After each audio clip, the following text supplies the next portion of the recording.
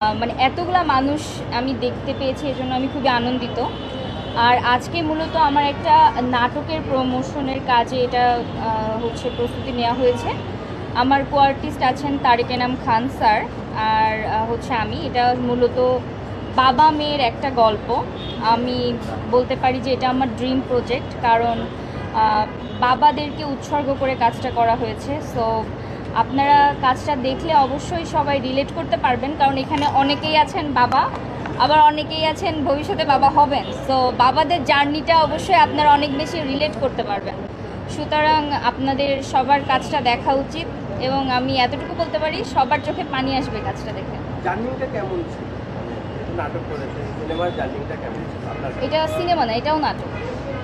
আচ্ছা, আপনার কি জানতে চাচ্ছি, এটা গল্পটা তো একটু ইমোশনাল সেটা হ্যাঁ। বোঝাই যাচ্ছে। সেক্ষেত্রে এটা কি কোনো বাস্তব গল্প কিনা বা কোনো এরকম কোনো কিছু থেকে নেওয়া কিনা?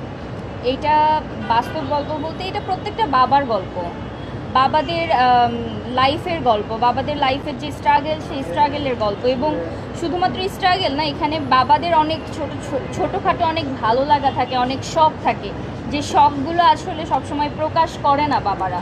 সেরকম কিছু ছোটোখাটো শখকে অনেক বড়োভাবে দেখানো হয়েছে, যেটা প্রত্যেকটা বাবা রিলেট করতে পারবে খুব বেশি, কারণ এটা তাদের ইমোশনের জায়গা। এবং বাবাদের যেটা প্রাপ্য সেটা হচ্ছে সম্মান। সেই সম্মানের জায়গাতে যখন ঘাটতি পড়বে, ওখানে প্রত্যেকটা বাবাকে তো টাচ করবেই। সো আমি এই জায়গাতে কনফিডেন্ট যে বাবাদের এই কাজটা অনেক বেশি টাচ করবে। নিজের বাবার সঙ্গে কোনোভাবে গল্প মিলে যাচ্ছে কিনা তোমার কিছু কি বা সব কিছু নিয়ে? আচ্ছা, এই বাবার কাজটা করা মূলত আমার বাবার জন্যই, মানে আব্বুর জন্যই। আব্বু লাস্ট 1 বছর ধরে অসুস্থ, হার্টের পেশেন্ট। তো আব্বুর হার্টে অলরেডি 3টা রিং পরানো, এবং ওপেন হার্ট সার্জারি হবে। এটার জন্য আব্বু প্রায় 1 বছর ধরে মানে সিএমএইচ বাসায় এরকম দৌড়াদৌড়ি করছে আব্বুকে নিয়ে।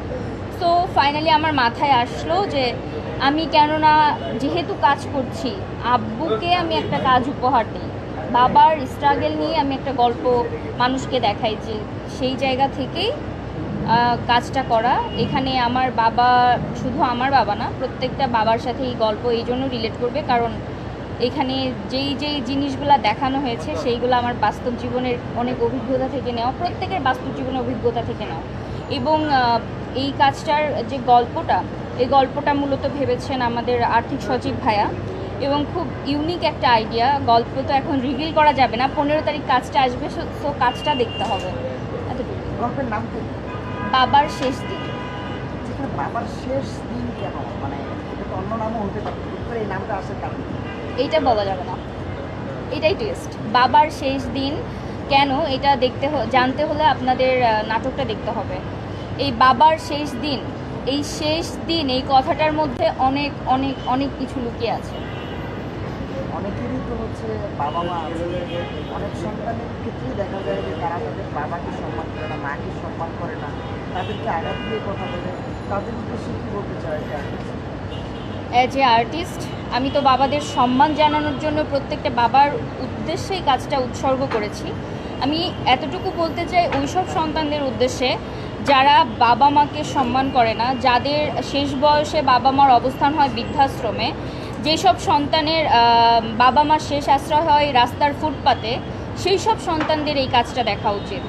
আপনারা এই কাজটা দেখলে বুঝতে পারবেন যে বাবারা কোন জায়গা ডিজার্ভ করে। ঠিক আছে, আপনারা যেই সন্তানগুলা বাবা মাকে শেষ বয়সে উপহার দেন বৃদ্ধাশ্রম, আপনারা যেই সন্তানগুলা বাবা মাকে শেষ বয়সে উপহার দেন ফুটপাত, কিংবা রাস্তায় ভিক্ষা করে জীবিকা নির্বাহ করা, তাদের এই কাজটা আরও বেশি করে দেখা উচিত। আমি আপনাদের রিকোয়েস্ট করবো, আপনারা প্লিজ দেখবেন। আপু, আপনি তো এই প্রজন্মের অভিনেত্রী, তারেক এনাম স্যার তো অনেক দিন ধরে কাজ করছেন, তার সঙ্গে কাজ করেছেন, এই যে অভিজ্ঞতা, একটা ভয় কাজ করেছে কিনা, বা তার সঙ্গে কাজ করার অভিজ্ঞতা একটু জানতে চাই। আচ্ছা, তারেক এনাম স্যার হচ্ছে একজন অভিনয়ের গুরু, মানে শিক্ষক, একটা অভিনয়ের ইন্ডাস্ট্রি। আমি তার সাথে কাজ করার সুযোগ পেয়েছি, আমি অনেক বেশি লাকি। এবং আমার ড্রিম প্রজেক্ট ছিল এটা। এখানে আমি যে কো আর্টিস্টটাকে হচ্ছে চেয়েছি তাকেই পেয়েছি, এই জন্য আমি অনেক বেশি কৃতজ্ঞ আমার প্রান্তিক টিমের যে ওনার আর্থিক ভাইয়া, ওনার প্রতি। তারেক এনাম স্যারের সাথে কাজ করার অভিজ্ঞতা ওয়ান্ডারফুল।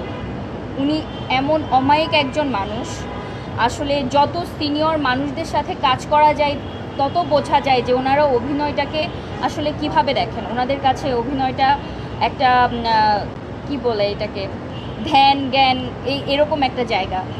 আমি নতুন একটা শিল্পী, খুবই জুনিয়র একজন আর্টিস্ট।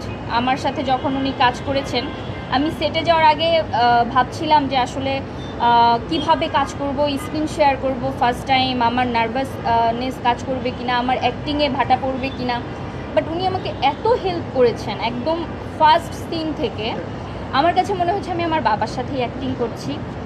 এবং প্রত্যেকটা সিনে যাওয়ার আগে আমরা মেকআপ রুমে রিহার্সেল করতাম। আমি বলতাম, বাবা এটা কিভাবে করব একটু বলেন। উনি বলতো যে এইটা করলে তোমার মনে হয় ভালো হবে, এইটাও করতে পারো। এরপরে আরেকটা অপশন দিতেন, সেটা হচ্ছে তোমার যেটা ভালো মনে হয় তুমি সেটা করো। তো এইভাবে উনি আমায় হেল্প করেছেন। আমি ওনাকে থ্যাংক ইউ দিয়ে শেষ করতে পারবো না। আমি শুধু এতটুকুই বলতে চাই যে এটা আমার কাছে অনেক বড় একটা পাওয়া, যে আমি তারেক এনাম স্যারের মতো গুণী একজন অভিনেতার সাথে কাজ করার সুযোগ পেয়েছি। এবং এই কাজটা দেখলে আপনাদের কাছে আই থিঙ্ক মনে হবে না যে আমরা বাবা মেয়ে না, আমাদের কেমিস্ট্রিটা আমরা নিজেরা ফিল করেছি কাজে।